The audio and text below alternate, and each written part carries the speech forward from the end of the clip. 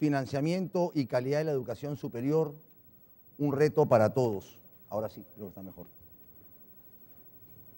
Voy a permitirme, antes de presentar al distinguido panel que tenemos para esta sesión, hacer una breve introducción sobre un tema tan trascendental que ciertamente está interrelacionado: calidad y financiamiento en la educación superior. Últimamente hemos mostrado, después de muchos años, los peruanos, un amor propio, un sentido de accomplishment, un sentido de logros, ¿no es cierto?, al ver cómo la economía, la gastronomía y una serie de aspectos de nuestra vida empiezan a enrumbarse, ¿no es cierto?, y nos llenan de orgullo. A la vez, también caemos en el riesgo de poder sentirnos complacientes con la situación, y hasta hemos mostrado cierto nivel de incomodidad cuando se nos recuerdan que hay tareas por hacer. El informe sobre competitividad del Foro Económico Mundial es una herramienta que creo valiosa para empezar a centrar el tema. El Perú ciertamente ha hecho avances muy significativos en el tema de su macroeconomía, en el tema del manejo de mercados, ¿no es cierto?, en el tema de la estabilidad macroeconómica, y ciertamente somos conscientes de los problemas de infraestructura, pero se vienen trabajando en ello. Este reporte divide a los países en tres grandes estados, ¿no? No voy a entrar en mucho detalle, pero ciertamente los califica en aquellos que tienen ingresos per cápita debajo de los $2.000 al año, que están básicamente dentro del grupo de los requerimientos básicos, aquellos que tienen que lidiar por generar instituciones, infraestructura, la ansiada estabilidad macroeconómica y los sistemas de salud y educación primaria. El Perú está en el segundo grupo, aquel que se define como aquellos que están buscando mejorar su eficiencia. El primer tema de este segundo grupo es educación superior y entrenamiento o capacitación. Cuando uno analiza básicamente el tercer grupo, el más avanzado, esto está dividido básicamente en dos grandes factores, ¿no?, o pilares: el pilar de la sofisticación de los negocios y el pilar de la innovación, un tema, ¿no es cierto?, por el cual está luchando la presidenta de este CADE de Educación este año. Entonces, cuando vemos al Perú en la evaluación del año 2009-2010, el año de la crisis, creo que es muy importante ver cuántos países pudieron subir o mejorar su nivel de competitividad en el año de la crisis. Y se habla mucho de los países BRIC, ¿no es cierto? Brasil, Rusia, India, China. ¿Qué le pasó a China? ¿Cuántos puestos subió en el año de la crisis? Un puesto. ¿Cuánto subió la India? Un puesto.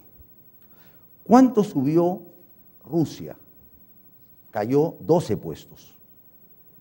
¿Cuánto subió Brasil? 8 puestos, ¿no? Entonces, ahí se ve de alguna manera cómo ciertos países latinoamericanos estamos haciendo las cosas bien. ¿Qué fue con nuestro querido país? Subimos 5 puestos, ¿no? Es cierto que hay otros que han caído, no voy a mencionar a Venezuela, pero por ejemplo Egipto subió en un solo año 11 puestos. Entonces, cuando quise profundizar los subíndices para entender qué nos jaló para abajo, ¿no?, me encontré que a pesar de que somos un país en transición, en esta etapa intermedia que le llaman en búsqueda de eficiencia, la mezcla de los pilares que miden los que he leído de eficiencia, o sea que es educación superior, buen manejo de mercados, eficiencia en mercado laboral, sofisticación en mercados financieros, etcétera, los temas de innovación y sofisticación de negocios que corresponden al grupo más avanzado pesan igual a la hora de medir el índice de competitividad del Perú. Vale decir que si estamos mal en innovación, siempre vamos a estar achatados. Si estamos mal en educación superior y capacitación, siempre vamos a estar achatados. ¿Y qué hice? Bueno, me fui al índice de educación superior. Claro, en vez de estar en el puesto 73, 74, si no me equivoco, perdón, 78, ya caímos ahí al 81. Si me voy al de sofisticación, perdón, me voy a la innovación, me caí al puesto 109. Entonces, no hace falta, ¿no es cierto?, mucho análisis para entender que ahí tenemos un reto fundamental. Cuando hablamos de los empresarios y qué les preocupa, tengo 2 o 3 datos que creo que también pueden ayudar a centrar el tema. En el último SAE, que organiza Apoyo, del mes de abril, se le preguntó a los empresarios que asisten que citen los 3 principales problemas del país. El primero, lamentablemente de moda, la corrupción. El segundo, educación inadecuada. Cuando se le pregunta cuáles son, esto está hecho en una encuesta de Apoyo también, ¿cuáles son las 3 principales desventajas del Perú frente a economías globalizadas? La primera respuesta, de lejos, falta de educación de calidad. Cuando se pregunta cuáles son las acciones prioritarias que haría un empresario, ¿no?, en una agenda empresarial de largo plazo, la primera, mejorar la selección y capacitación de ejecutivos y profesionales. La segunda, mejorar la selección y capacitación de trabajadores e invertir en investigación y desarrollo. Espero que eso no sean meramente declarativas. Y por último, para terminar de centrar el tema,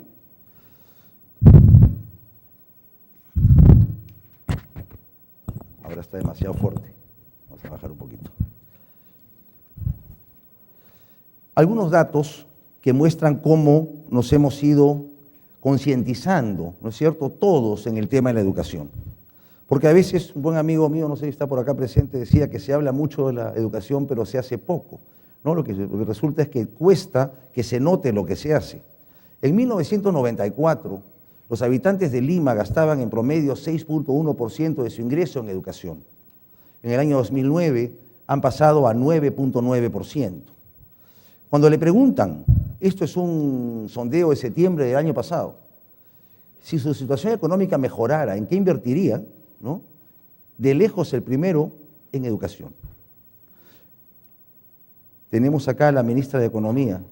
A la pregunta, en marzo de 2010, esto hecho por el Foro Económico Mundial también, y le preguntan, ¿hasta qué factores considera usted que el gobierno, ¿no?, aplica para favorecer la inversión extranjera en temas de tecnología de información, que está muy asociado a los temas, por supuesto, de capacitación, de investigación, de innovación? El país que sale prácticamente empatado de este grupo amplio es Chile y Perú, ¿no? Sin embargo, a una pregunta hecha también por el mismo grupo, ¿cuán bien calza la educación la educación en su país con referencia a aquellos mercados competitivos, globalizados? Ahí lamentablemente la respuesta peruana cae por debajo de Bolivia, Ecuador y Venezuela. A veces somos muy duros con nosotros mismos. Pues bien, llegó mi rector. Ciertamente, la predisposición del empresariado, la predisposición de los habitantes de la ciudad de Lima, ¿no es cierto? Las encuestas nos dicen de que están dadas las condiciones para atraer inversiones y, sin embargo, la percepción sigue siendo que estamos un poco desenfocados en cómo lograr que esa educación superior esté a la altura de las circunstancias que el Perú vive y desea. No estamos, lamentablemente, solos en esto. Agarré el listado de las 500 universidades más importantes del mundo. Siempre los rankings son complejos, siempre los rankings tienen seguramente un ingrediente importante de investigación y desarrollo, de publicaciones. Son pocas las universidades en el Perú, con contadas y honrosas excepciones, que tienen centro de investigación propio. Y no encontré ninguna universidad latinoamericana hasta el puesto 190, que encontré la primera mexicana, ¿sí?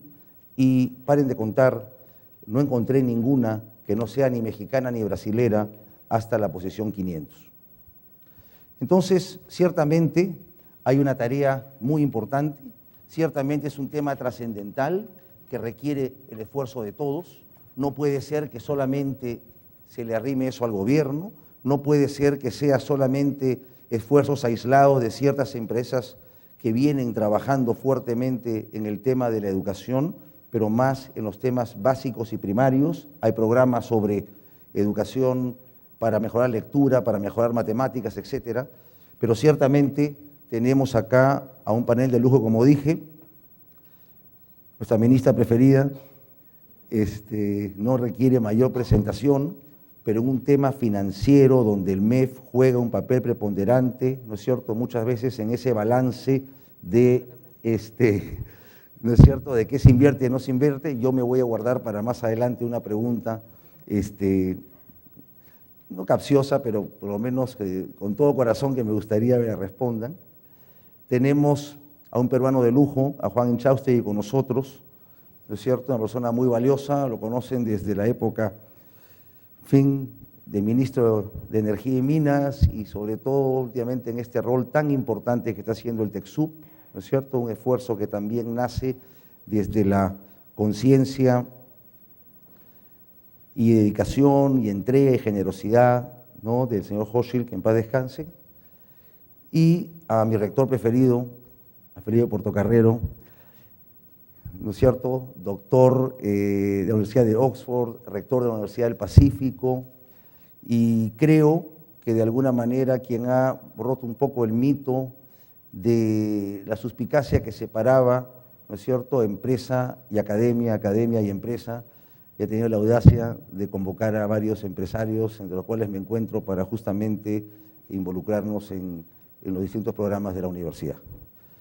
Vamos a tener total democracia en el panel en cuanto a si quieren hablar sentados o parados.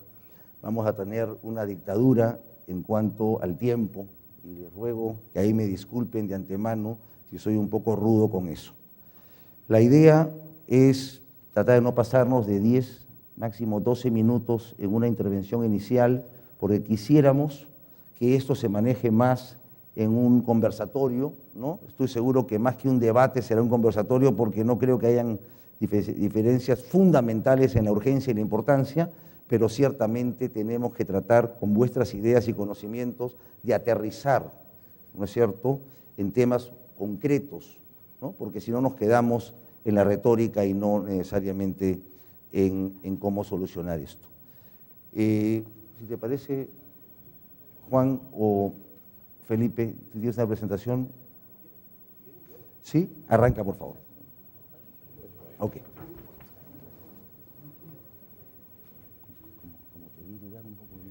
Bien, quiero pedirle disculpas a todos ustedes, en primer lugar, por este retraso involuntario, pero estaba agendado a las 13:45 en mi agenda, y entonces, ministra, ingeniero, queridos amigos todos, ¿no es cierto?, mil disculpas, porque suelo ser absolutamente puntual en mis compromisos.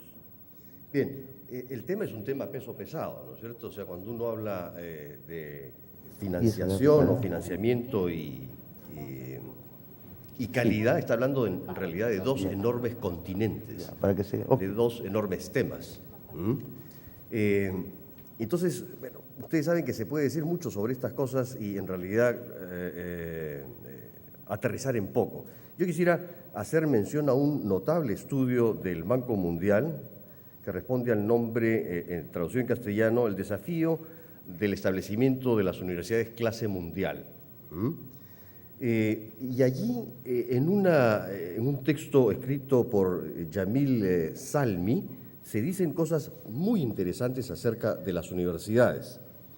Y en primer lugar, resaltar, decir algunas cosas sobre el financiamiento y después abordar el tema de la calidad. Primero, respecto del tema del financiamiento, si uno compara la estructura, la composición de los ingresos de las universidades peruanas, hasta antes del decreto legislativo 882 de 1992, me parece, en que se estableció, lo que teníamos eran universidades organizadas sin fines de lucro. Entonces, claro, básicamente lo que ocurría es que la estructura de sus ingresos estaba basada en lo que cobraban a sus estudiantes, con la excepción de algunas afortunadas en ese momento, ya no tanto ahora, como la católica. que recibió un legado enorme de Ribagüero y que por tanto tenía una renta que comenzó a generar en realidad los ingresos importantes cuando se alquila en el Centro Comercial Plaza San Miguel, aquí nomás, a WOM. WOM fue una suerte de locomotora que atrajo el resto de establecimientos y por lo tanto generó una enorme expansión de los ingresos de la Católica. De 1992 en adelante se multiplica el número de universidades que ya no tenían el formato jurídico de sin fines de lucro, sino que aparecen también aquellas que tienen fines de lucro. Entre esas hay que distinguir el grupo de universidades masivas, que son puramente negocio, de aquellas que tienen una propuesta pedagógica, una formación, un proyecto educativo y que merecen todo nuestro respeto, así, no obstante, tengan un formato de constitución y de funcionamiento distinto. A partir del decreto legislativo 992, sin embargo, ha habido una perversión. Y la perversión es la que todos ustedes conocen muy bien, que es la multiplicación de universidades que no tienen ningún tipo de acreditación, que muchas veces no tienen las mallas curriculares desarrolladas completamente de sus carreras, pero que sin embargo se lanzan a la captura de una juventud ávida de credenciales y necesitada de mejoras profesionales, ¿no?, para poder tener así una inserción en el mercado laboral. En general, el tema del financiamiento, entonces, yo diría que tiene dos grandes grupos de universidades, aquellas que crecen en escala para generar un flujo de ingresos que les permita acumular fortunas a sus propietarios, y aquellas otras que consideran que la educación es un factor de desarrollo, de competitividad del país y que por lo tanto cumplen con una misión educativa y en ese sentido tienen fines que no son meramente el lucro. Y después tenemos aquellas universidades que vivimos básicamente de lo que le cobramos a nuestros estudiantes y que no tenemos ninguna otra fuente de ingreso. No tenemos ningún apoyo del Estado, no tenemos sino aquello que nuestras capacidades y nuestros talentos y el desarrollo de una reputación y un prestigio y de una educación de calidad han podido generarnos. En el caso, si uno ve países como Francia, no existe la educación, ni siquiera la de sin fines de lucro, existe la educación pública y punto. Acabo de regresar del Encuentro Mundial de Rectores de Universidades Jesuitas del mundo. Hay 200 universidades jesuitas, ¿pueden tener ustedes una idea de eso? 1 millón de estudiantes. Es probablemente la transnacional más importante en educación que existe en el mundo. Y fue muy impresionante porque ustedes saben de que desde hace 2 años existe un nuevo general de los jesuitas, que es el padre Adolfo Nicolás, que se mandó un speech que yo diría que debería quedar inscrito como de esos speech memorables que dan algunas personas que están humanamente lo más cerca a la santidad que yo he podido conocer, sobre las funciones de la educación superior.